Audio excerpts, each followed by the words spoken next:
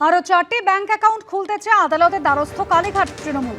গত 17 জুলাই ইন্ডিয়ান ব্যাংকের 4টি অ্যাকাউন্ট ফ্রিজ করা হয়েছে দাবি কালীঘাট তৃণমূলের। এখনই এই 4টি অ্যাকাউন্ট ব্যবহারের অনুমতি দেওয়া সম্ভব নয় জানালো আদালত। শর্ত সাপেক্ষে এইচডিএফসি ব্যাংকের 3টি অ্যাকাউন্ট ব্যবহার করার নির্দেশ দিয়েছে আদালত। এখনই এই 4টি অ্যাকাউন্ট ব্যবহারের সুযোগ দিলে আদালতের আগের নির্দেশ গুরুত্ব হারাবে।